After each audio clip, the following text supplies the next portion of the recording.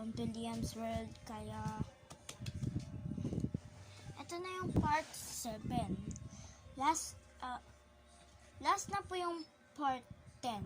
Part 10. Liam's Talking part 1, part 2, part 3, part 4, part 5, part 6, part 7 na po to.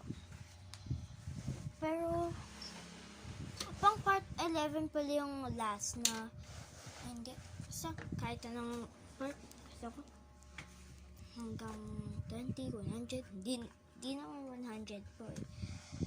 Kaya, tutok kami ni Yuan, yung bigay sa akin ni Papa Alvin sa akin sa December 24, 2022. Ito po yung Lego. Ano ba yung Lego po na yan? Ngayon nabuo ko na.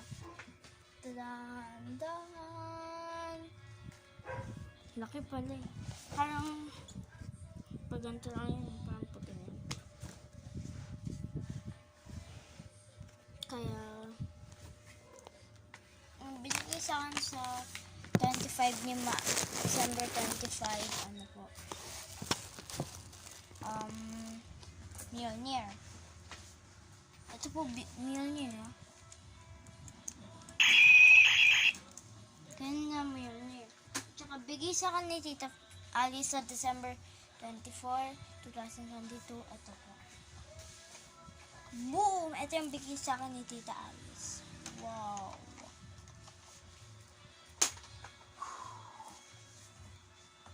Ay, nag-video call kami. Nag-video call kami na Yuan. Pero wala pa naman si Yuan eh. Kaya nandun pa siya. Basta.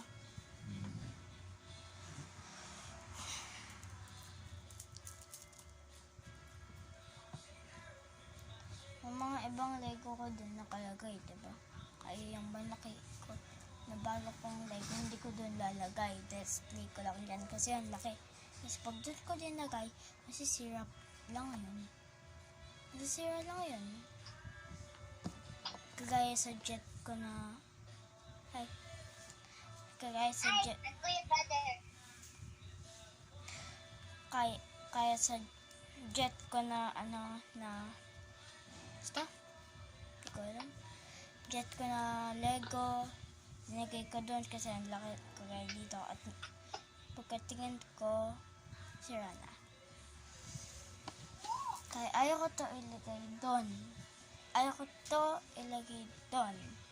Kasi pag linagay ko yun, masisira.